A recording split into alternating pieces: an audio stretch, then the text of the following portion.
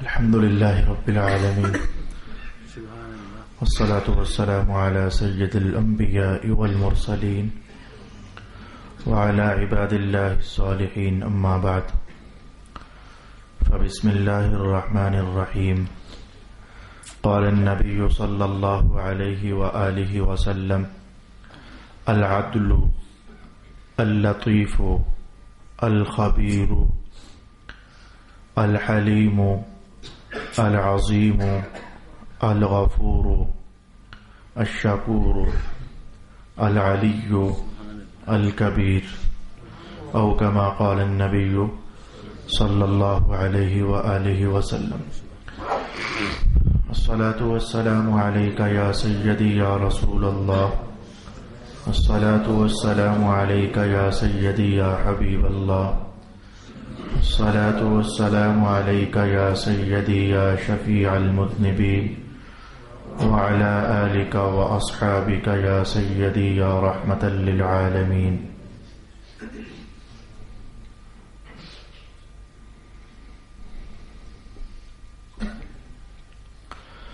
اللہ رب العالمین کے 9 اسماء گرامی مزید آج کی نشست میں ہم سیکھنے کا اہتمام کریں گے. ان 9 میں سے پہلا اسم گرامی ہے العدل. العدل پر گفتگو کرنا مجھے اس لیے آسان لگے گا کہ اس سے قبل مختلف موقعوں پر عدل اور انصاف میں فرق کیا ہوتا ہے میں آپ کی خدمت میں بیان کر چکا ہوں. آج میں اتنا کہنا چاہوں گا کہ اللہ تعالیٰ کی ذات عادل بھی ہے اور عدل بھی ہے. عادل کا معنی عدل کرنے والا اور عدل بہت ہی زیادہ عدل کرنے والا. میں اس کو ایک تو اس معنی میں آپ کے لیے کھولنا چاہوں گا. اللہ تعالیٰ نے خود ارشاد فرمایا ان اللہ لا یظلم الناس شیئا. بے شک اللہ تعالیٰ لوگوں پر کچھ بھی ظلم نہیں فرماتا، لہذا ظلم نہ فرمانا یہی اللہ تعالیٰ کا عدل ہے. یہ ظلم فرمانا کیا ہوتا ہے؟ کیا کرے اللہ تعالیٰ تو اس کو کہیں گے کہ یہ ظلم ہوگا اور اللہ تعالیٰ پھر وہ نہیں کرتا. بھائی مثلا بندہ کوئی اچھا کام کرے اور اللہ تعالیٰ اسے جزا نہ دے، یہ ظلم ہوگا. اس لیے اللہ تعالیٰ نے ارشاد فرمایا فَمَن يَعْمَلْ مِثْقَالَ ذَرَّةٍ خَيْرًا يَرَهُ. اگر ایک ذرہ بھر بھی کوئی اچھا کام ہوگا تو وہ دیکھے گا، ہم اس کو جزا دیں گے. تو بندہ کوئی اچھا کام کرے اور اللہ تعالیٰ اس کو جزا نہ دے، یہ ظلم ہے اور اللہ ایسا نہیں کرتا. بندہ کوئی اچھا کام کرے اور اللہ اس کو گناہ دے دے، یہ بھی ظلم ہے. اللہ تعالیٰ ایسا بھی نہیں کرتا. ایک بندہ برا کام کرے اور اس کی سزا دوسرے کو مل جائے، یہ بھی ظلم ہے. اللہ تعالیٰ ایسا بھی نہیں کرتا. جس نے جو برا کام کیا ہوتا ہے اس کی سزا پلٹ کر اسی کی طرف آتی ہے. اس لیے پہلے سپارے میں اللہ تعالیٰ نے ارشاد فرمایا کچھ لوگ دھوکہ دینا چاہتے ہیں مسلمانوں کو، لیکن انہیں جاننا چاہیے کہ وہ مسلمانوں کو دھوکہ نہیں دے رہے بلکہ وہ اپنے آپ کو دھوکہ دے رہے ہیں. ان کے دھوکے کا نقصان اور وبال اللہ تعالیٰ پلٹا کر انہی پر ڈال دیتا ہے. تو کئی قسمیں ہوتی ہیں ظلم کی. جس بھی طرح کا ظلم ہے اللہ تعالیٰ ظلم نہیں فرماتا. باقی رہی بات کہ اس سے پہلے آپ کیا جانتے ہو عدل کے بارے میں، تو انصاف میں اور عدل میں فرق یہ ہوتا ہے کہ انصاف بنا ہے نصف سے. تو 2 فریقوں کے درمیان فیصلہ کرنا ہو تو بالکل آدھا آدھا نصف نصف ڈیوائڈ کر دیا جائے تو اسے کہتے ہیں انصاف. اور عدل کا معنی نصف نصف کر کے بانٹ دینا نہیں ہوتا. جیسے وہ قانون وراثت کے اندر باپ فوت ہو جائے، بھائی ہے، بیٹے ہیں، اچھا بیٹیاں ہیں، بیگم ہے، اب ان سب کو برابر برابر نہیں ملنا ہوتا بلکہ جس کا جتنا بنتا ہے اس کو اتنا ہی ملنا ہوتا ہے.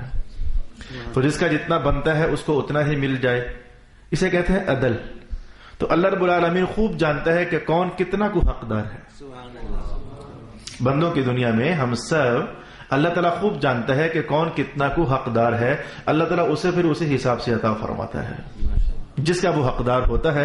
حالانکہ ہم یہ لفظ بھی میں نے بس مجبوراً بول دیا، میرے پاس کوئی الفاظ نہیں تھے کہ میں اس مفہوم کو کیسے بتاؤں، ورنہ سچ بات یہ ہے کہ ہم کسی بھی شے کے حقدار نہیں ہیں. اللہ تعالیٰ جو ہمیں پال رہا ہے تو یہ اس کا وعدہ تھا کہ میں تمہیں اتنے زمانوں تک زندہ رکھوں گا، تو اس لیے پال رہا ہے. وہ اس لیے ہمیں نواز رہا ہے، اس لیے ہماری وہ ضرورتوں کو پورا کر رہا ہے۔ یہ جو مفہوم میں نے تھوڑی دیر پہلے بولا کہ سچ پوچھو تو ہم کسی بھی شے کے حقدار نہیں ہیں، یہ مفہوم میں نے کہاں سے بولا ہے؟ رسول پاک صلی اللہ علیہ وآلہ وسلم ارشاد فرماتے ہیں قیامت والے دن ایسا منظر بھی سامنے آئے گا، کیسا کہ بہت ساری تصویریں ہیں قیامت کے دن کی جو رسول پاک علیہ السلام نے ارشاد فرمائی، تو فرمایا کہ ایسا بھی ہوگا کہ ایک بندے کو سامنے کر دیا جائے گا اور اس نے جتنی بھی نعمتیں دنیا میں استعمال کی ہوں گی تو سب سے چھوٹی نعمت کے متعلق کہا جائے گا کہ بندے نے جو کچھ اچھے کام کیے، اے چھوٹی ترین نعمت ان اچھائیوں میں سے جو تیری قیمت بنتی ہے لے لے۔ تو حدیث کے الفاظ یہ ہیں وہ سب سے مختصر نعمت آگے بڑھے گی اور بندے کی سب نیکیوں کو لپیٹا مار کر کہے گی یہ ہے میری قیمت۔ تو ہماری طرف سے اللہ کی طرف کچھ وعدہ ہے ہی نہیں ہے تاکہ ہم کہیں کہ اس کی وجہ سے ہمارا حق بنتا ہے، ہمارا کچھ بھی حق نہیں بنتا ہے۔ ہم تو زندگی بھر عبادتیں کرتے رہیں، ریاستیں کرتے رہیں، شب بیداریاں کرتے رہیں، جگراتیں کاٹتے رہیں، عمل خیر کرتے رہیں اور صالح کا ہر دروازہ کھٹکھٹاتے رہیں، تو جا کر قیامت والے دن وہ جو راز کھلنا ہے وہ یہ ہوگا کہ اللہ جیسے سمجھا رہا ہوگا میں نے جو لاکھوں نعمتیں تمہیں دی تھیں تو زندگی بھر کی کمائی ایک چھوٹی ترین نعمت کی قیمت بنی ہے ابھی تو اللہ کا ہم پر چڑھ رہا ہے۔ حق تو ہوتا ہے نا کہ ہمارا کسی پر چڑھ جائے، تو ابھی تک میں جو اتنے سالوں کا ہو گیا، آپ جو اتنے سالوں کے ہو گئے، تو ہم نے کچھ بھی ابھی تک ایسا نہیں کیا جس کی وجہ سے ہم کہیں مولا ہمارا حق بنتا ہے تو دے دے ہمیں، کچھ بھی ایسا نہیں ہوا۔ جو ہو رہا ہے یہ تو ابھی تک قیمت دی جا رہی ہے سب سے چھوٹی نعمت کی۔ سبحان اللہ۔ تو اس لیے میں نے کہا کہ ہمارا کچھ نہیں بنتا، یقین جان لیں یہ اللہ کی مہربانی ہے کہ وہ ہمیں پال رہا ہے، یہ اس کا کرم ہے کہ ہماری جھولیاں بھر رہا ہے۔ تو عدل کا معنی آپ نے جانا، ابھی میری گفتگو میں الفاظ میں آپ نے ملاحظہ کیا کہ اللہ کو خوب پتہ ہے۔ اب حقیقت میں نے بیان کر دی، اب پبلک میں جو مفہوم چلتا ہے جو جتنا حق رکھتا ہے، جتنا حقدار ہے اللہ اسے عطا فرما رہا ہے، یہ اس کا عدل ہے۔ لہذا اللہ کی بانٹ پر راضی رہنا، میں نے ایک حدیث کے الفاظ پڑھے، رسول پاک علیہ الصلوۃ والسلام نے ارشاد فرمایا کہ یہ جو اولیاء اللہ کی منازل ہوتی ہیں تو ان منازل میں سے ایک منزل کا حوالہ رسول اللہ علیہ السلام دے رہے تھے، جیسے یہ ولی ہے، یہ قطب ہے، یہ غوث ہے، یہ ابدال ہے، یہ وغیرہ وغیرہ۔ تو ابدال کے بارے میں حضور نے فرمایا کہ کوئی بندہ مقام ابدالیت پر فائز ہو ہی نہیں سکتا جب تک وہ اللہ کے ہر فیصلے پر راضی نہیں ہو جاتا۔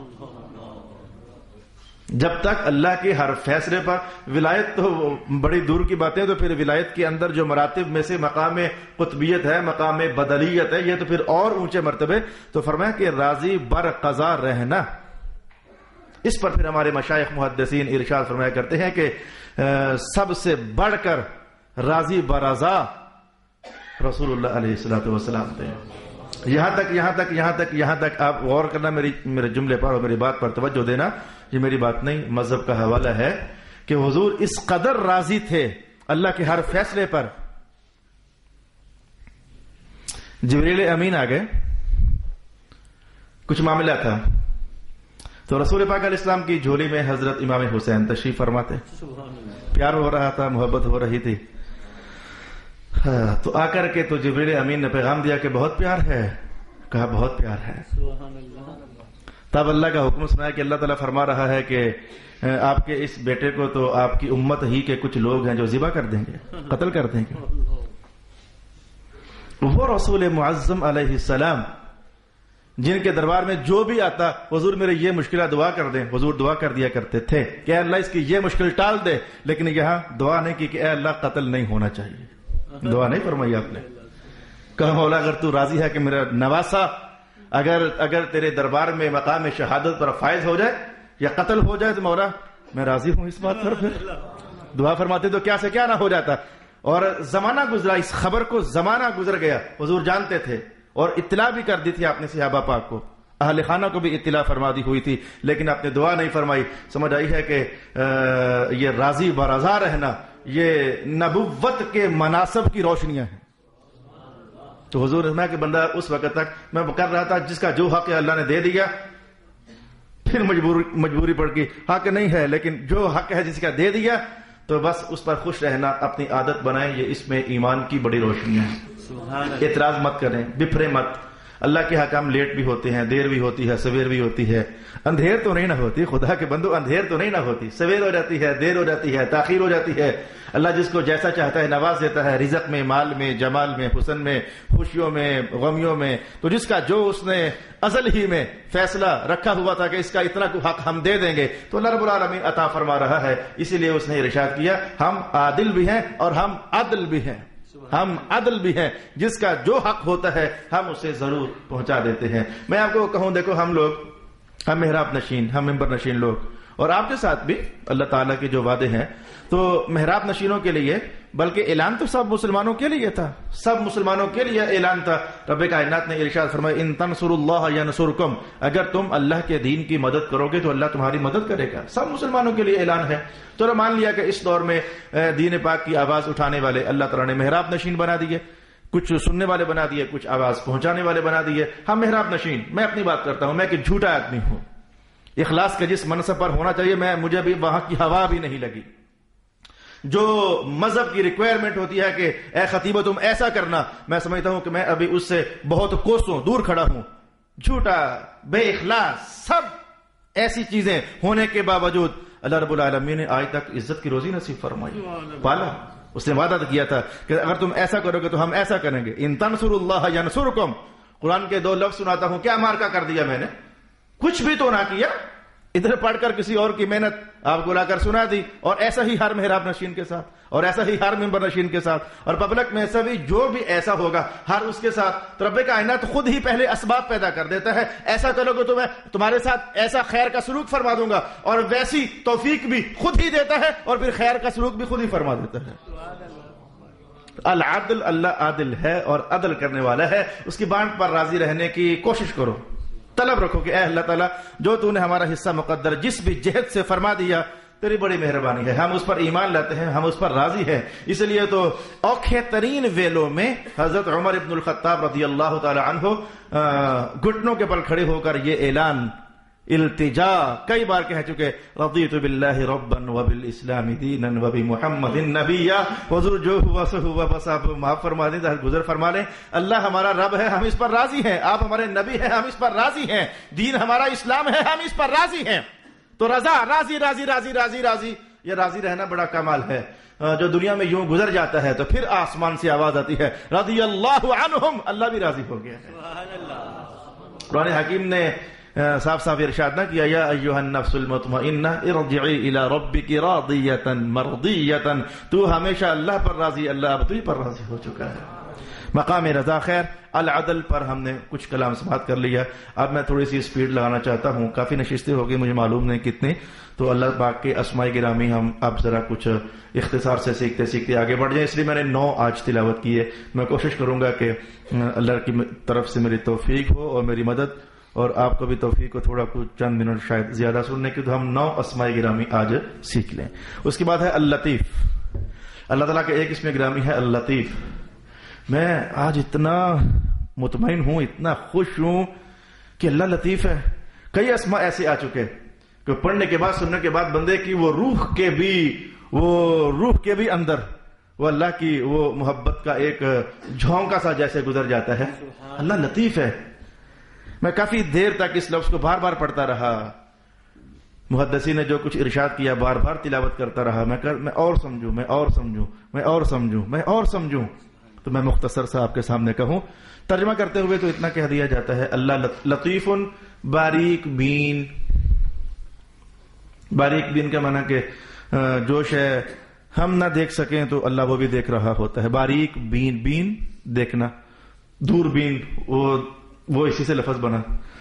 یار یہ اس لفظ میں، اس ترجمے کے اندر کچھ بھی ادا نہیں ہوا۔ جیسے وہ گزشتہ جمعرات کو استاد صاحب تشریف لائے، شاہ صاحب، تو کیا فرما رہے تھے کہ لا تحسبن کا ترجمہ ہم اگر یہ کر دیں کہ گمان، نہیں یار، حق ادا نہیں ہوا۔ تحسبن کے اندر اور بڑی وسعت ہے جو لفظ گمان میں نہیں ہے۔ گمان ہماری زبان کا لفظ تھا، اس میں وہ نہیں ہے گہرائی اور وسعت جو کہ لفظ تحسبن کے اندر ہے۔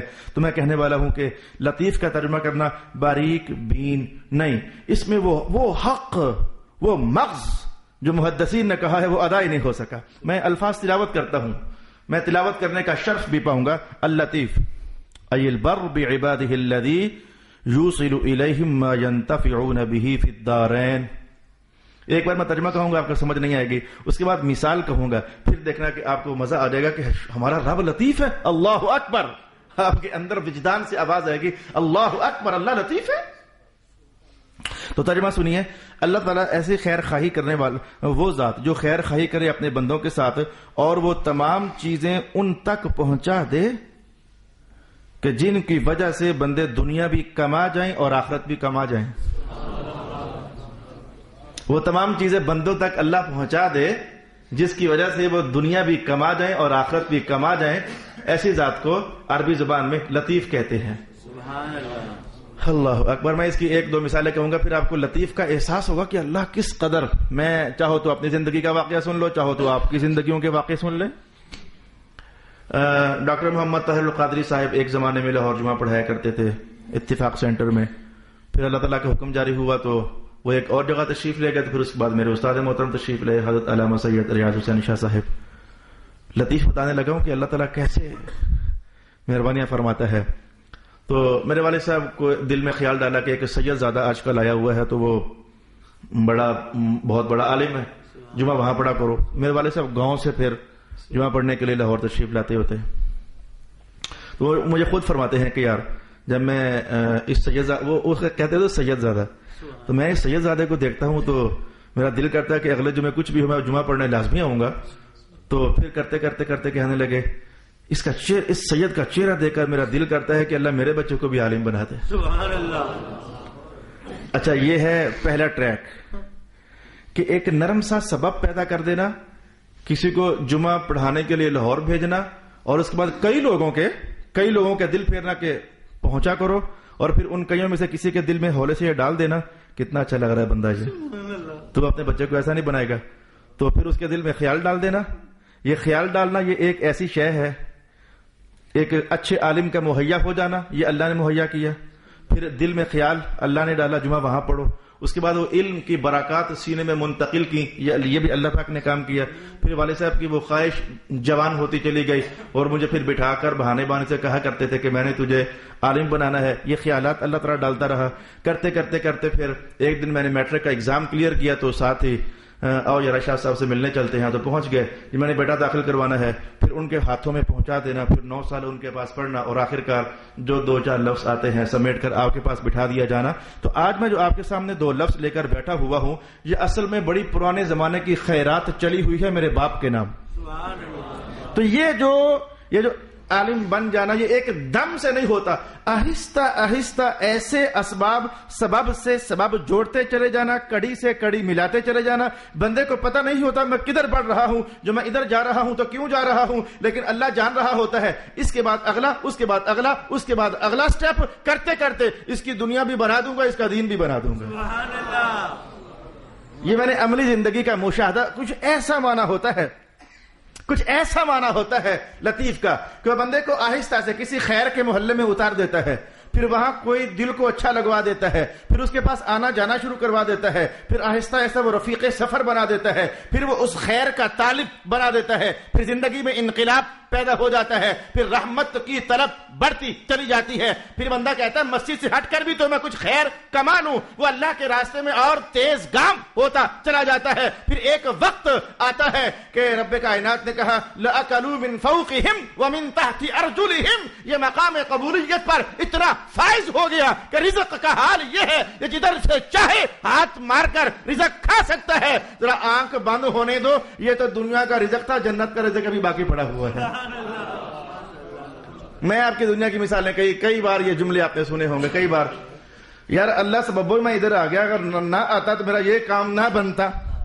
اللہ سبب ادھر آ گیا، اگر نہ آتا تو یہ کام نہ بنتا. یہ چیز کہ آپ کو تو پتہ ہی نہیں تھا کہ میں جدھر جا رہا ہوں میری منزل ادھر ہے، آپ کو معلوم نہیں تھا، لیکن اللہ نے دل میں خیال ڈال کر ادھر چلا دیا. کوئی سی بھی منزل دنیا کی یا آخرت کی کوئی سی بھی منزل آپ کو چلا دیا. وہاں جا کر آپ کو منزل کے آثار نظر آئے. حج کرنے لوگ جاتے ہیں، حج پر 2 حاجیوں کی ایک کمرے میں ہوتے ملاقات ہو جاتی ہے. السلام علیکم. وعلیکم السلام. کرتے کرتے کیا کرتے ہو، آپ کیا کرتے ہو، ہاں جی بچے کتنے ہیں، کرتے کرتے اچھا بیٹی بھی ہے، جوان ہے، ہاں جوان بیٹی ہے، وہ میرا بھی جوان بیٹا ہے. یہ دیکھو سبحان اللہ. وہ مکہ ہی کے اندر انگیجمنٹ ہو گئی. مدینہ ہی میں وہ رشتہ طے ہو گیا. یہ حج کرنے گئے ہو کہ رشتے طے کرنے گئے ہو؟ یہ اصل میں ہمیں پتہ نہیں تھا کہ ہم تو صرف حج کرنے گئے تھے، لیکن اللہ نے کچھ وہاں اور منزلیں بھی رکھی ہوئی تھی. پھر زمانہ تک ہم باتیں کرتے ہیں اور یار یہ حج پر کیا اچھی ملاقات ہو، کیا سبب قائم ہو گیا تھا. تو جو اس طریقے سے مخفی مخفی آہستہ آہستہ آہستہ وہ جو خیر کے اسباب بن جاتے ہیں، تو ان اسباب کی طرف رہنمائی کرنے والا جو ہے اس ذات کو کہتے ہیں اللطیف. سبحان اللہ. اگر محسوس ہوا کہ صرف باریک بین حق ادائی نہیں ہوا، لفظ اللطیف کا معنی کر دینا باریک بین حق ادائی نہیں ہوا. اچھا، چونکہ مثالیں اور بھی کہی جا سکتی ہیں. ہمارا ماحول بھرا ہوا ہے اللہ تعالیٰ کی لطافت رحمت کو سمجھنے کے لیے، ماحول بھرا ہوا ہے، لیکن ہم آگے بڑھ جاتے ہیں. اس لیے رب کائنات نے ارشاد، رزق کے اسباب بن جاتے ہیں، رزق کے اسباب بن جاتے ہیں. ہم ایک بندے کو جانتے نہیں ہوتے، زمانہ تک ملاقات کرتے لیکن نہیں جانتے ہوتے. اچانک اس دن چائے پر اکٹھے ہو گئے ہمارے گھر یا کسی اور کے گھر. باتوں باتوں کے اندر اس نے کہا میں تو بہت بڑا افسر ہوں. اچھا، مجھے تو آج تک پتہ ہی نہیں تھا، جیسا کہ مجھے آج تک نہیں پتا. میری مجلس کے بڑے بڑے افسر بھی آتے ہیں لیکن مجھے نہیں پتا. تو پھر کرتے کرتے جو آپ کا بھتیجا جو ہے اس نے جناب علی ایم فل کر لیا ہے تو اس کا بندوبست کرا دیں. کہتا ہے یہ کون سی بات ہے یار، کل ہی آپ آ جاؤ. تو یہ چائے کے بہانے وہ جو اگلے کام ہو رہے ہیں، دین بن رہا ہے یا دنیا سنور رہی ہے یا آخرت سنور رہی ہے، تو یہ ہے لطیف.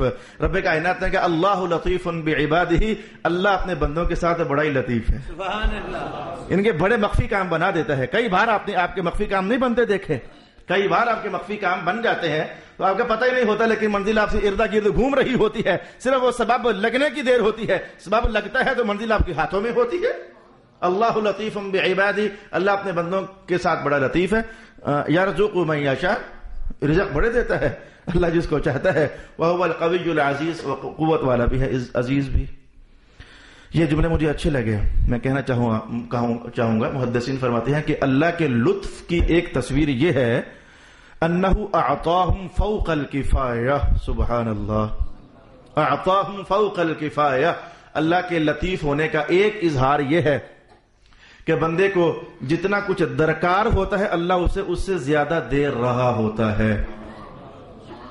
جتنا اس کو کافی ہو جانا چاہیے آج، نہیں، اللہ اسے کئی گنا زیادہ دے چکا ہوتا ہے.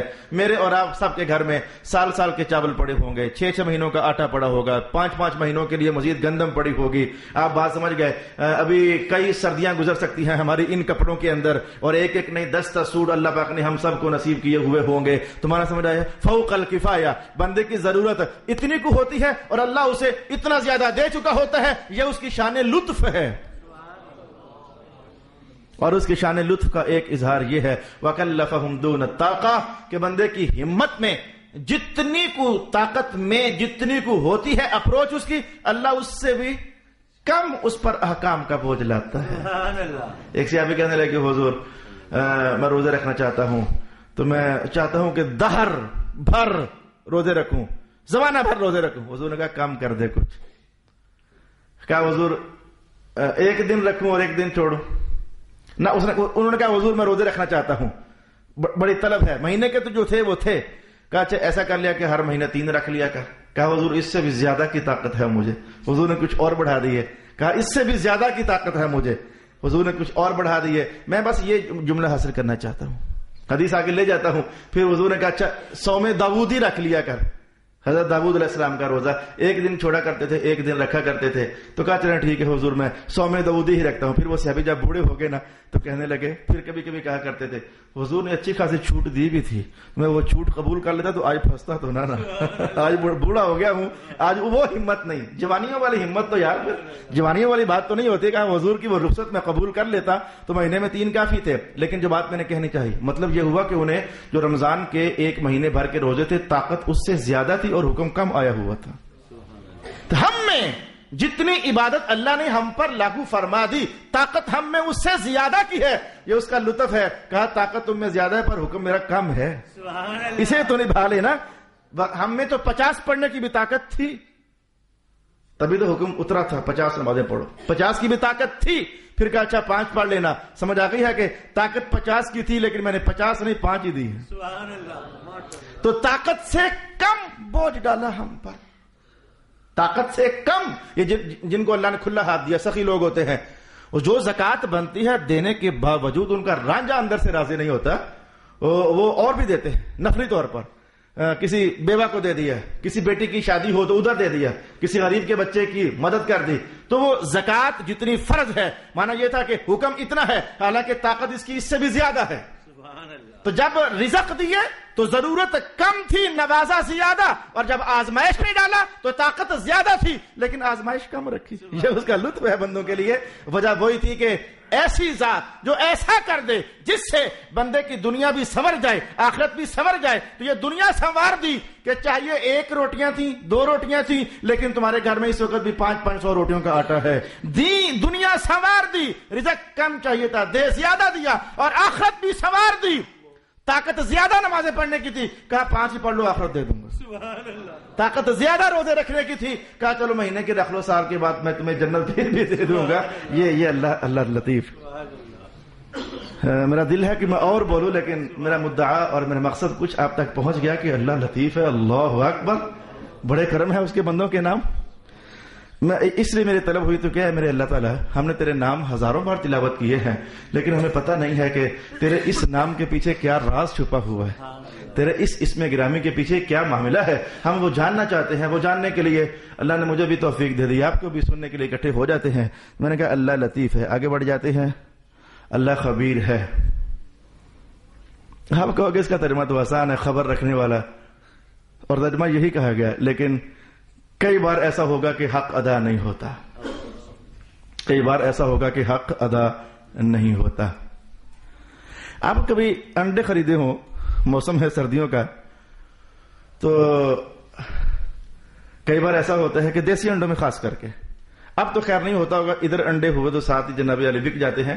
پرانے زمانے میں دیہاتوں کے اندر، میں دیہاتی آدمی ہوں نا، تو ہم نے وہ مرغی اگر چوزوں پر انڈوں پر بٹھانی ہوتی تو گھر سے انڈے خرید کر لایا کرتے تھے. تو اس گھر سے 1 لیا، 2 اس گھر سے لیے. یہ ہمارے پنجاب کا کلچر تھا، تو ہم وہ انڈے اس طرح اکٹھے کیا کرتے تھے. پھر لوگ بھی اس لیے سنبھال کے رکھا کرتے تھے کہ کوئی خریدنے آئے گا تو بیچیں گے. تو کئی بار پھر اس عنوان کے لیے کافی دن گزر جاتے تو انڈے خراب ہو چکے ہوتے، لیکن وہ بیچ دیتے. تو جب گھر لا کر ان انڈوں کو پکانے کے لیے توڑا جاتا تو اندر کبھی وہ خون کی پھٹکی یا پھر کبھی خراب انڈا جسے کہتے ہیں. اچھا، ہم نے دیکھا بڑا صحیح تھا باہر سے، اندر کیا ہو چکا ہے ہمیں پتہ نہیں ہے. جو اندر کا راستہ وہ چھپا ہوا تھا، پتہ نہیں، ہم پتہ چلا بھی نہیں سکتے، مجبوری تھی، ہمیں پتہ چلا بھی نہیں سکتے. تو جو اندر کا راز بھی پتہ چلا لے اسے خبیر کہتے ہیں. ظاہر کا تو پتہ ہوتا ہی ہوتا ہے، ہم انسان بھی پتہ چلا لیتے ہیں، لیکن وہاں کہ جہاں انسان کی رسائی نہیں اور اندر تک، جیسے وہ موتیوں کی کھان ہو تو اس کے اندر سے وہ موتی خالص تھوڑے نکلتے ہیں، وہ مٹی ریت کے اندر ملے ہوتے ہیں. تو پھر وہ ٹوکریاں اور بننے یا ڈھیریاں وہ بکتی ہیں. ہاں بھئی یہ ڈھیری اتنے لاکھ کی، اتنے کروڑ کی. اب لینے والے کی قسمت ہے کہ اس کے اندر کتنے موتی نکلتے ہیں، کتنے پتھر نکلتے ہیں. لینے والے خریدار کو پتہ نہیں ہوتا کہ اس ڈھیری میں کتنا سونا ہے، کتنے یاقوت ہے، کتنے مرجان ہے، کتنے موتی ہیں. لیکن کسی کو پتہ ہے، اسی کو تو خبیر کہتے ہیں، کہ جہاں تک بندوں کی رسائی نہ ہو وہ چھپے راز. اسی لیے محدثین کے الفاظ یہ ہے وَهِيَ الْعِلْمُ بِالْخَفَايَا الْبَاطِنَةِ، کہ جو باطن میں چھپی ہوئی باتوں کو بھی جان لے اسے خبیر کہتے ہیں. کئی بار ہمارے سامنے لوگ آتے ہیں، باتیں کرتے ہیں، ہنس کر ملتے ہیں، لیکن ان کے سینوں کے اندر وہی حدیث کی بات کہ قیامت کی نشانیوں میں سے ایک نشانی یہ ہے کہ لوگ ظاہر میں دوست بن کر سامنے آئیں گے، لیکن ان کے اندر دشمنی چھپی ہوئی ہوگی. یہ حدیث پاک کے الفاظ ہیں، قیامت کی نشانیاں ہیں. اور ایسے لوگ صرف ہم محراب نشینوں ہی کو نہیں ملتے، آپ کو بھی ملتے ہیں. ظاہر سے دوست ہوتے ہیں لیکن باطن سے وہ دشمن ہوتے ہیں. تو باطن کی دشمنی ہم نہ جان سکے، جب خنجر لگا تو پہچانا یہ تو دشمن تھا، لیکن جب یہ سامنے آ رہا تھا تو جو اس کا ظاہر بھی جان رہا ہے اور باطن بھی جان رہا ہے اسے خبیر کہتے ہیں. تو خبیر کا معنی جو باطنی رازوں تک بھی آگاہی رکھنے والا ہو. الحلیم ایک اللہ کا اسم گرامی ہے، حلیم. اس کا ترجمہ صرف اتنا کر دینا کہ بردبار. ترجمہ غلط نہیں ہے لیکن اس میں کچھ ہے. حلیم، بردبار، حلم، بردباری. تو اللہ کا اسم گرامی ہے حلیم، بردبار. اس کا معنی کیا ہے؟ میں جو محدثین نے کہا الفاظ آپ کے لیے پڑھنے لگا ہوں. اللہ اکبر. لا يعجل عقوبة المؤمنین بل يؤخرهم لعلهم يتوبون. میرے ساتھ کوئی دشمنی کرے یا آپ کے ساتھ کوئی دشمنی کرے، کوئی تنگ کرے، چھیڑے، ہمارا ارادہ یہ ہوتا ہے کہ اس کو فوری سزا ملنی چاہیے.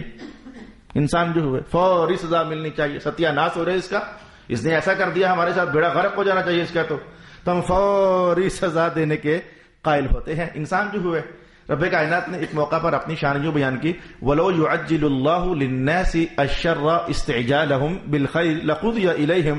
اگر اللہ بھی لوگوں کی پکڑ یوں ہی فوراً کرنے لگ جاتا، اللہ بھی لوگوں کی پکڑ اگر فوراً کرنے لگ جاتا تو فرمایا کہ ان کا کام تو پھر ہو گیا تھا، مارے گئے تھے پھر یہ سارے.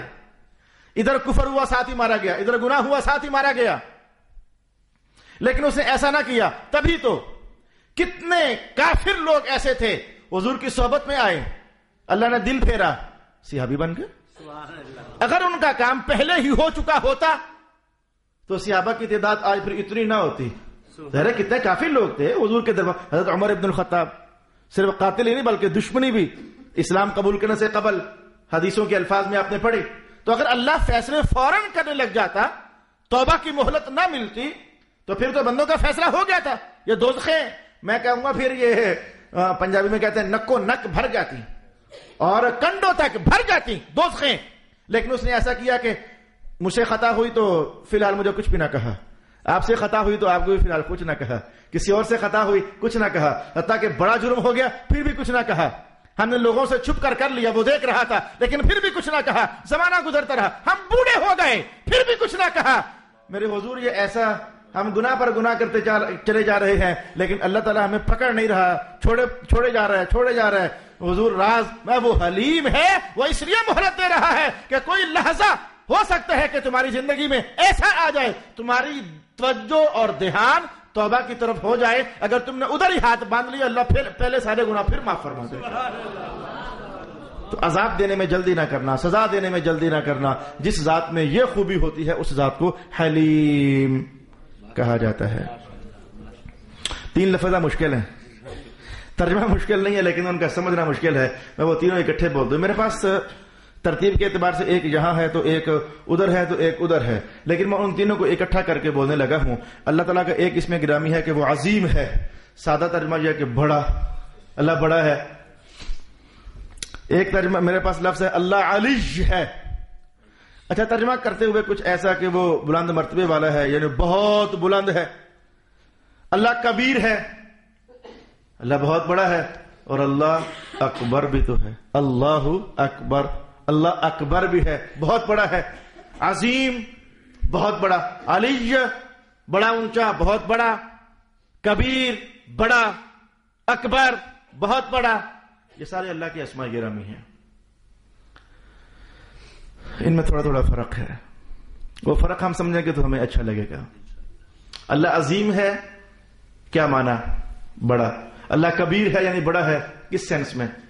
اللہ تعالیٰ اکبر ہے یعنی بڑا ہے، کس سینس میں؟ اللہ تعالیٰ علی ہے. آئیں دیکھتے ہیں کہ یہ سارے الفاظ یہ قریب قریب معنی رکھتے ہیں، لیکن ان میں بنیادی سا فرق کیا ہے؟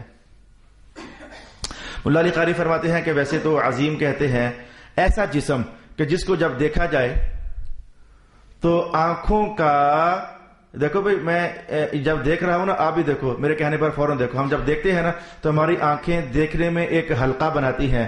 اس حلقے کے اندر جو کچھ ہے وہ ہمیں کچھ محسوس ہو رہا ہے کہ ہے صحیح. ایک ہے توجہ کے ساتھ دیکھنا، وہ تو ایک ہی شے ہوتی ہے. توجہ کو دیکھنا وہ بر وقت بیک وقت ایک ہی بندے کو، لیکن میں ایک بندے کو دیکھ رہا ہوں لیکن میری آنکھوں کے حلقے میں، دائرے میں ارد گرد کا بہت سارا ماحول بھی آ رہا ہے.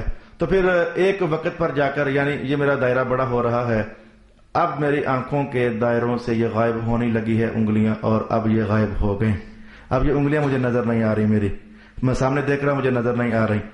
تو آنکھوں کا حلقہ جو ہے بڑا وسیع ہوتا ہے، دیکھنے کے اعتبار سے بڑا وسیع ہوتا ہے، لیکن کچھ چیزیں ایسی ہوتی ہیں جب دیکھتے ہیں نا ہم انہیں تو وہ اتنی بڑی ہوتی ہیں کہ وہاں آنکھوں کا جو دائرہ ہوتا ہے وہ بھی تنگ پڑ جاتا ہے. جیسے کہ آسمان کو دیکھو، آسمان کو دیکھو تو بس بہت سارا آسمان دکھنے کے باوجود بھی نا ابھی بھی آنکھوں کے حلقوں سے بہت سارا پیچھے ہوگا.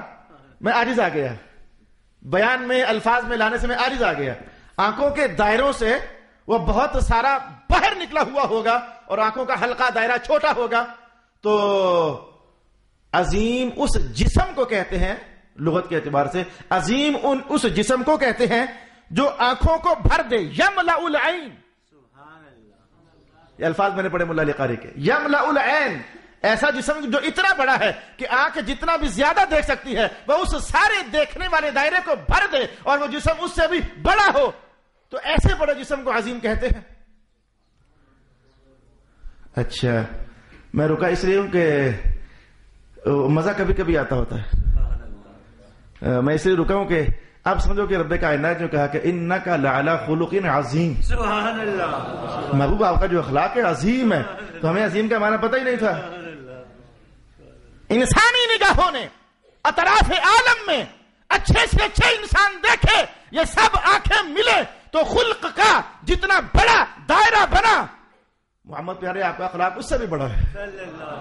یہ ساری آنکھیں بھر جائیں لیکن آپ کے اخلاق کا جو جسم ہے وہ اس سے بھی بڑا ہے، اس لیے کہ ہم نے عظیم کہا ہے. تو عظیم کا معنی آپ کو سمجھ آیا. اچھا، عظیم ہوتا ہے کہ اتنا بڑا جسم جو آنکھوں کو بھر دے، آنکھ جتنا بھی وسیع دیکھے وہ اس کو بھی بھر دے، اس جسم کو اصل میں عظیم کہتے ہیں. لیکن اللہ کا تو جسم نہیں ہے. یہ علم العقائد کا مسئلہ ہے، اللہ کا جسم نہیں ہے. مجبوری ہے، کچھ بہت سارے بطلان لازم آتے ہیں. فی الحال آپ جان لیں کہ اللہ کا جسم نہیں. جسم ہزاروں چیزوں کا محتاج ہوتا ہے، اور جو محتاج ہو وہ اللہ نہیں ہوتا. بس فی الحال اتنا ہی سمجھیں، جسم ہزاروں چیزوں کا محتاج ہوتا ہے اور جو محتاج ہو وہ اللہ نہیں، لہذا اللہ جسم نہیں. تو اللہ کا جسم تو ہے نہیں، پھر یہ کہنا کہ اللہ عظیم ہے، معنی کیا ہوا؟ دیکھو میرے بھائی، یہ کچھ مرتبے ہوتے ہیں، مرتبے، درجے ہوتے ہیں، مرتبے ہوتے ہیں. جیسے آپ کے یہاں بلڈنگز ہوتی ہیں نا، تو first floor, second floor, third floor, وہ کرتے کرتے کرتے اوپر تک، وہ بہت اوپر تک. ہماری بلڈنگز کے جتنے بھی وہ فلور ہوں، آخر کار وہ رک جاتے ہیں، تو پھر اس کے اوپر بھی ہو سکتے ہیں. انسانی عقل کہتے ہیں کہ اس کے اوپر بھی وہ بلڈنگ کے درجے ہو سکتے ہیں. تو یہ جو مراتب ہوتے ہیں یہ بڑھتے جائیں بڑھتے جائیں بڑھتے جائیں، تو عقل بھی آخر تھک جاتی ہے کہ کتنے کو بڑھتے جائیں. جیسے کہ میں آپ کو ابھی آپ کی عقل کو تھکاتا ہوں، آپ کو پتہ ہی نہیں چلے گا میں نے کتنا اونچا حوالہ دیا ہے. حدیث کے الفاظ یہ ہیں کہ اللہ تعالی حافظ کو قیامت والے دن ارشاد فرمائے گا کہ قرآن حکیم پڑھتا جا تو اوپر چڑھتا چلا جا. تو ہر آیت پر اللہ تعالیٰ اس کا ایک درجہ بلند کرتا چلا جا رہا ہے. اب دماغ کو حاضر کرو، میں پوچھتا ہوں بڑا کتنا کو کام اونچا ہوا؟ ہر آیت پر ہر لحظہ میں اس کا درجہ اونچا ہوتا جا رہا ہے. تو حضور یہ درجہ کوئی جیسے سیڑھیوں کا سٹیپ ہوتا ہے کچھ ایسا ہوتا ہے؟ فرمایا نہیں، جو ادھر کا درجہ ہے نا وہ اتنا اونچا ہوتا ہے جتنا فاصلہ زمین اور آسمان کے درمیان. اب جتنے مرضی عقل مند ہو جاؤ تو مجھے بتاؤ ہاں بھلا کہ حافظ صاحب نے 6666 آیتیں پڑھی اور اتنا فاصلہ 6666 مرتبہ اکٹھا کرو تو کتنا کو بن گیا ہے؟ ہو گئی نا عقل ناتمام ہو گئی نا. وہ اونچے درجے پہچاننے میں عقل ناتمام ہو گئی نا. تو حافظ کا درجہ کتنا اونچا ہوگا جب حدیث کے الفاظ ہمارے سامنے ہے. عقل بہت نیچے گر چکی ہے، رہ چکی ہے، عاجز آ چکی ہے، اسے پتہ نہیں چل رہا کہ وہ کتنا کو اونچا درجہ ہوگا، حالانکہ ہے وہ بھی لمیٹڈ. آخر تو ختم ہوگا نا، ہے وہ بھی محدود. تو مولا علی قاری فرماتے ہیں کہ عظیم کہیں گے اس ذات کو المطلق البالغ الى اقصى مراتب العظمہ، جتنے بھی اونچے مرتبے ہیں وہ اتنا ہوں. اچھا یہ تو شان حافظ کی ہے، تو اگر حافظ کی شان یہ ہے تو لاکھوں حافظ مل جائیں تو ایک صحابی کے برابر نہیں ہوتے. لاکھوں کھربوں حافظ مل جائیں، ان کے سارے مرتبے اکٹھے کر لو تو وہ ایک صحابی کے مرتبے کو نہیں پہنچتے. سب صحابہ مل جائیں تو ایک نبی کے مرتبے کو نہیں پہنچتے. سب نبی مل جائیں تو مصطفیٰ جان رحمت ان سے بھی اونچے. حافظ کے مرتبے ہی میں عقل پیچھے رہ چکی تھی. ان سے بھی اونچا مرتبہ صحابہ کا، پھر ان سے اونچا مرتبہ نبیوں کا، پھر ان سے اونچا مرتبہ رسول اللہ علیہ الصلوۃ والسلام کا. لیکن حضور کا مرتبہ ہے پتہ کون کدھر چلا گیا. تو جو اس سے بھی بڑے مرتبے والا ہو وہ اللہ ہوتا ہے. نہیں پتہ چل سکا مجھے کہ کیا ہے، میں نے کیا بولا، ہم کہاں پہنچے، ہماری عقل کدھر گری، پتہ نہیں چل سکا مجھے. بس عظیم کچھ ایسا ہوتا ہے جیسے معلوم کرنے والی آنکھ ہوتی ہے، تو پھر ایک دائرے کے بعد اس کو پتہ نہ چلے کہ ادھر کیا ہے، تو ایسے ہی ذہنی طور پر محسوس کرنے والی عقل ہوتی ہے. تو وہ عقل جو جتنی مرضی بڑی وسیع ہو، تو جہاں یہ بھی رک جائے تو جو ذات اس سے بھی ماورا ہو اسے عظیم کہتے ہیں. بس صرف بڑا اب لگ گیا پتہ کہ نہیں کم تھا. تو اللہ تعالیٰ عظیم ہے. اچھا اللہ تعالیٰ علی بھی ہے. علی ہے یہ بھی کچھ ایسا کہ اللہ بہت بڑا ہے, علو سے بڑا اونچا ہے, لیکن یہ کیا چیز ہے؟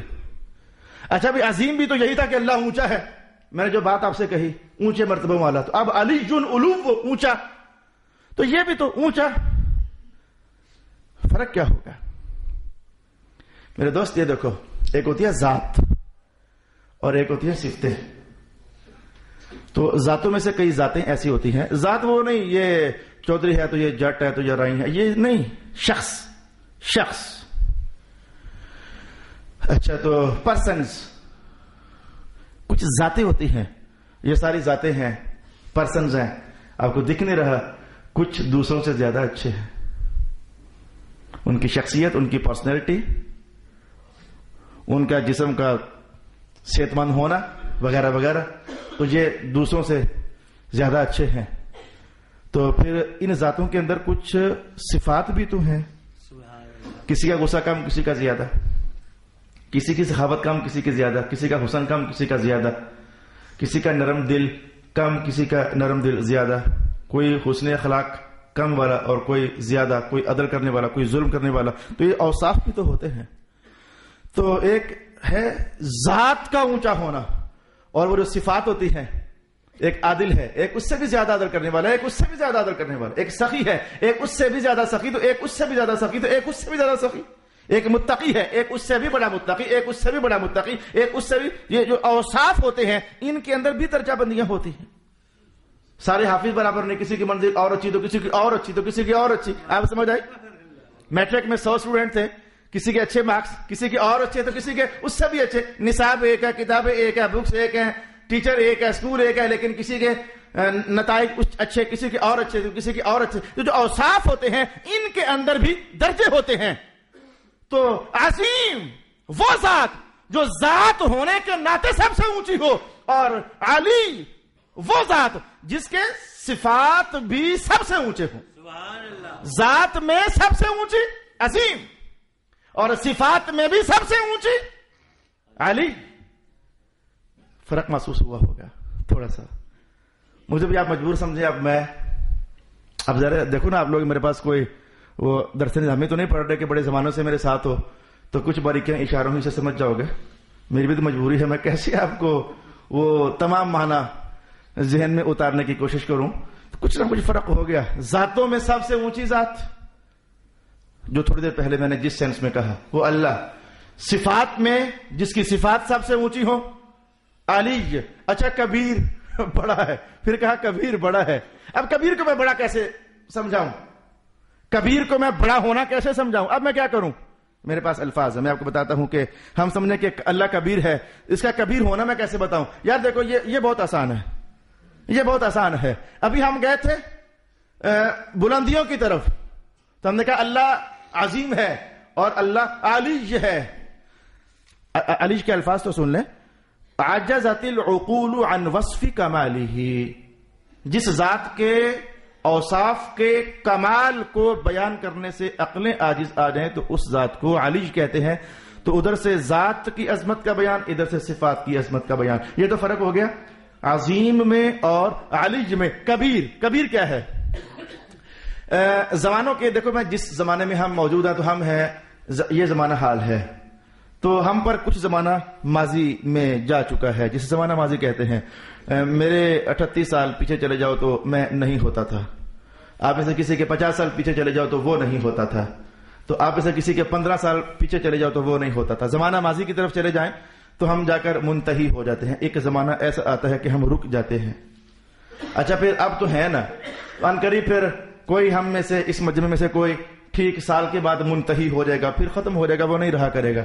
کوئی 2 سال کے بعد جا کر ختم ہو جائے گا, کوئی 10 سال کے بعد جا کر ختم ہو جائے گا. تو ہم اس وقت جو ہیں تو ماضی میں چلے جاؤ تب بھی ہم کہیں نہ کہیں جا کر ختم ہو گئے تھے, اور مستقبل میں چلے جاؤ تب بھی ہم کہیں نہ کہیں ختم ہو جائیں گے. تو کبھی ماضی میں چلے جاؤ تو وہ کہیں بھی جا کر ختم نہ ہو, ادھر ہو تو اس سے پیچھے بھی ہو اور اس سے پیچھے بھی ہو. اور جب مستقبل کے زمانے میں چلے جاؤ تو وہ ختم نہ ہو تو آگے بھی ہو تو آگے بھی ہو اور اس سے آگے بھی ہو اور اس سے آگے بھی ہو. لہذا زمانوں میں ماضی میں نکل جاؤ یا مستقبل میں نکل جاؤ تو جو ذات فنا ہو جائے وہ ہم ہیں مخلوق, اور جو فنا نہ ہو اسے کہتے ہیں کبیر. اتنا بڑا ہے. اب یہ کبیر کچھ اس معنی میں آپ سمجھے, اتنا بڑا ہے جو ادھر نہ دیکھو ادھر دیکھو تو وہ ادھر بھی منتہی نہ ہو اور ادھر دیکھو تو ادھر بھی منتہی نہ ہو. یار منتہی نہیں تو نہ صحیح, ادھر بھی ختم نہ ہو اور ادھر بھی ختم نہ ہو. اتنا بڑا اسے عربی میں کہتے ہیں کبیر. اللہ کبیر. اس وقت چونکہ میرے سامنے ملا علی قاری کے الفاظ نہیں ہیں, اب میرے پاس میں ہے جو نہیں, میں کبیر کہہ کر اب تھک گیا. اب سوچ رہا ہوں کہ اکبر کہاں سے لاؤں, اکبر کا معنی کہاں سے لاؤں. جو کبیر ہے تو مفہوم یہ سامنے آیا, اب جو پھر اکبر ہوگا, اللہ کی شان اکبر بھی تو ہے نا. تو میں پڑھ نہیں سکا, میرے علم میں نہیں ہے, خیال گزرتا ہے. دیکھو میں نے صاف صاف کہا, ابھی تک میرے مطالعے میں نہیں آ سکا. کبیر وہ ذات جسے ماضیوں میں اگر جاننا چاہو تو ختم نہ ہو, وہ ذات ماضیوں میں ختم نہ ہو, مستقبل کے زمانوں میں بھی ختم نہ ہو, تو وہ ذات کبیر ہے. تو واللہ اعلم, میں نہیں جانتا. جیسے محدثین نے کہا کہ عظیم میں اور علیج میں فرق ذات اور صفت کا تو تھا. ذات بھی اونچی تو عظیم ہوا, صفتیں بھی اونچی تو علیج ہوا. تو شاید جس کی ذات کا حال یہ ہو کہ نہ ماضیوں میں ختم ہو نہ مستقبلوں میں, تو وہ کبیر ہو. اور جس کے اوصاف کا حال بھی کچھ ایسا ہی ہو کہ اس کے اوصاف بھی ماضی میں چلے جاؤ تو کبھی بھی شروع نہیں تھے, کبھی ختم نہ ہو, اور مستقبل میں چلے جاؤ تو کبھی ختم نہ ہو, تو وہ پھر اکبر ہو. میں جانتا نہیں, لیکن دھیان سے گزر رہا ہے. شاید یہ معنی ہو. ایسا نہ ہوا تو مجھے واپس, اگر ایسا ہوا تو الحمدللہ. ویسے کوئی بری بات نہیں کہی میں نے, بات اچھی ہے. حقیقت میں ماجرا ہے ایسے ہی. یہ آپ کو بتا دوں کہ اللہ کی ذات بھی ماضیوں میں چلے جاؤ تو ختم نہیں, صفات کا حال بھی یہی ہے کہ ختم نہیں. آج کل ہم شرح عقائد پڑھ رہے ہیں تو شرح عقائد کے اندر روزانہ بحث یہی چلتی ہے. اللہ کے صفات کے بارے میں علامہ تفتزانی جیسا بندہ کہتا ہے کہ مقام صعوب, بڑا اوکھا مقام ہے. یہ صفات کی بحث جو ہے یہ بڑی اوکھی بحث ہے اور مشکل ترین بحث ہے. تو صفات کا ماجرا بھی ہے یہی, وہ ازلی ہیں, قدیم ہیں, نہ ادھر ان کی انتہا ہوتی ہے نہ ادھر ان کی انتہا ہوتی ہے. تو اللہ تعالی شکور بھی ہے. سبحان اللہ. یہ شکور کیا ہوتا ہے, اب میں جلدی سے کہتا ہوں, میرا سفر کافی سارا سمٹ گیا. اللہ تعالی شکور بھی ہے. شکور الذی یعطی الاجر الجزیل علی الامر القلیل. شکور کا معنی آج آپ کو سمجھ آئے گا کہ یہ کیا راز ہوا کہ پورا قرآن پڑھ لو تو جو ثواب ملتا ہے. تو حضور نے فرمایا کہ 3 بار قل هو اللہ شریف پڑھ لو تب بھی پورے قرآن کا ثواب ہے. یہ راز ہے نا کوئی اس میں. تو محدثین کہتے ہیں شکور اس ذات کو کہتے ہیں کہ جو بندے کا کام تھوڑا سا ہوتا ہے تو بنتا بندے کی جزا تھوڑی سی ہے, لیکن وہ تھوڑی سی جزا نہ دے بلکہ بہت زیادہ دے دے, امر قلیل پر جزائے جزیل دے دے. تو ایسی ذات کو کیا کہتے ہیں, شکور کہتے ہیں. میں اس پر یہ حکایت آپ کے سامنے لاتا ہوں, آپ کو سنائی ہوئی ہے لیکن آج میرے عنوان کے ساتھ مطابق ہے. وہ ایک بندے کو خواب میں دیکھا گیا. مولا علی قاری فرماتے ہیں کہ خواب میں دیکھا گیا, فقیل له ما فعل اللہ بک. ہاں بھئی کیا بنا تیرا, اللہ نے تیرا کیا ماجرا کیا. یہ جو اہل اللہ ہوتے ہیں یہ بھی بابا لوگ ہوتے ہیں, یہ خوابوں کے اندر بھی کسی کو دیکھے تو یہ آخرت کی بات ہی پوچھ رہے ہوتے ہیں, کچھ اور نہیں پوچھتے. اللہ نے کیا کیا تیرے ساتھ, ماجرا کیا ہوا, کہ بخشش ہو گئی ہے کہ نہیں ہو گئی. وہ امام اعظم کو کسی نے خواب میں دیکھا تو پوچھا کیا حال ہے, کہا اللہ نے چھوڑ دیا. کہا علم کی وجہ سے, کہا نہیں لوگ مجھے ستایا بہت کرتے تھے اس لیے میں صبر کرتا تھا اس لیے. تو یہ خوابوں کے اندر بھی حضرت عمر کو کسی نے خواب میں دیکھا تو پوچھا کیا ہوا, کہا اگر اللہ فضل نہ کرتا تو عمر تو مارا ہی گیا تھا, اگر اللہ فضل نہ کرتا تو میرا تو حال مشکل ہو گیا تھا. تو یہ خوابوں کے اندر بھی. تو خواب میں دیکھا کہ پوچھا ہاں بھائی اللہ نے تیرا کیا حال کیا, فقال حاسبنی, روک لیا مجھے, پھنس گیا میں, میرا معاملہ مشکل ہو گیا. فخفف کفت حسناتی, نیکیوں کا پلڑا ہلکا ہو گیا, پھنس گیا میں تو. کہا پھر کیا ہوا, کہنے لگے فوقعت فیہا سرہ فثقلت فقلت ما هذا, ایک اتنی کو گتھلی کہیں میرے نیکیوں کے پلڑے میں آ گری. اتنی کو گتھلی, سرہ وہ جب گتھلی جیب میں ڈالتے ہو, پرانے زمانے میں وہ دھاگا کھینچو تو منہ باندھ اوپر سے, تو وہ میرے نیکیوں کے پلڑے میں آ گری گتھلی.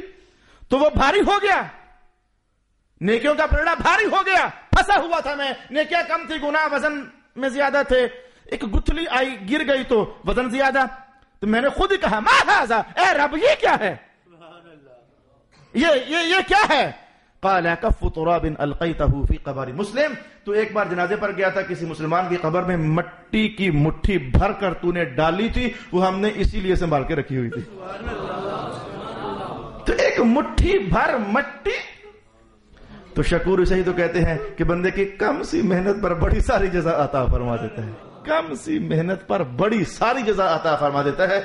شریعت پاک کے اندر اس کی ہزاروں مثالیں موجود ہیں، کم محنت پر اللہ تعالیٰ زیادہ اجر عطا فرماتا ہے۔ مثال کہوں یہ کتنا طبیعت کو خوش کرنے والی مثال ہوگی، کتنی ساری ہیں، میں نے اس پر درس قرآن بھی کہی دی ہے، جگہ جگہ جا کر سناتا ہوں لوگوں، یہ دیکھو اللہ ہمارا کتنا کریم ہے۔ یا ایھا الانسان ما غرک بربک الکریم، وہ تجھے تیرے کریم رب سے کس شے نے دھوکے میں ڈالا ہوا ہے کہ ادھر دھیان نہیں کرتا، اتنا کرم والا رب تیرا۔ یا ایھا الانسان ما غرک بربک الکریم، میں نے کہا یہ دیکھو حج کرنے پر کتنا پیسہ لگتا ہے، مہینہ بھر بندہ ادھر رہتا ہے جناب، تو چکر اور مشکلات، منا کی راتیں اور عرفات میں اور مزدلفہ میں، یہ سارا، پھر جا کر حج پتہ نہیں قبول بھی ہوا ہے کہ نہیں۔ یہ دیکھو ادھر حضور نے کیا فرمایا، قال النبی صلی اللہ علیہ وسلم الجمعۃ حج المساکین، غریب لوگ جمعہ پڑھ لیں اللہ انہیں ادھر ہی حج کا ثواب عطا فرما دے گا۔ یہ تھا، یہ کیا چیز ہے، کہاں حج اور کہاں ادھر جمعہ پڑھا۔ تو یا پھر جیسے کہ یہ حدیث ہے کہ جو بندہ جمعہ یوں ادا کرے کہ اٹھے تو غسل کرے تو پھر اچھے کپڑے پہنے تو جلدی نکلے اور بر وقت نکل جائے اور تیز تیز چلے، اتنا تیز چلے کہ اسے امام سے قریب کہیں جگہ مل جائے، وہ بات سنے غور سے خطیب نے کیا کہا، یہ ساری باتیں ترجمہ میں نے کہا۔ اب جب یہ بندہ جمعہ پڑھ کر فارغ ہوگا تو گھر سے لے کر یہاں تک جتنے قدم اٹھا کر آیا، ہر قدم پر اللہ اسے 1 سال کی نمازوں اور روزوں کا ثواب دیتا ہے، اگلے قدم پر پھر نمازوں اور روزوں کا ثواب دیتا ہے، اگلے قدم پر پھر سال بھر کی نمازوں اور روزوں کا ثواب دیتا ہے۔ تو جیسے کہ یہ بات اب آپ کو شکور ہونے والا معنی سمجھ آ گیا، بندے کی محنت کم اور اجر بہت زیادہ، ایسی ذات کو شکور کہا جاتا ہے۔ شکر الحمدللہ، اللہ تعالیٰ شکور ہے ہماری کم محنتوں پر زیادہ زیادہ۔ ابھی محرم الحرام گزرا، محرم الحرام گزرا، سینکڑوں جگہ سے آپ نے یہ حدیث سنی، بسم اللہ الرحمن الرحیم، من مات علی حب آل محمد فقد مات مؤمنا کاملا فقد مات شہیدا مغفورا، جو بندہ میرے بچوں سے پیار کرتے کرتے دنیا سے مر گیا، حالانکہ مرا ہے لیکن مرا نہیں، اللہ اسے شہید بنا دے گا۔ کرا کیا کچھ بھی نہیں، تلوار چلی نہیں، لہو نکلا نہیں، ہڈی ٹوٹی نہیں، لیکن کہا یہ شہید ہے۔ محنت کیا محنت تھی کہ حضور کی آل کا نوکر بن کر رہنا ہے، زبان درازیاں نہیں کرنی، صرف اتنی سی بات پر کہا اللہ اسے مغفور کر دے گا، اللہ اسے شہید کر دے گا۔ تو اللہ تعالیٰ شکور ہے۔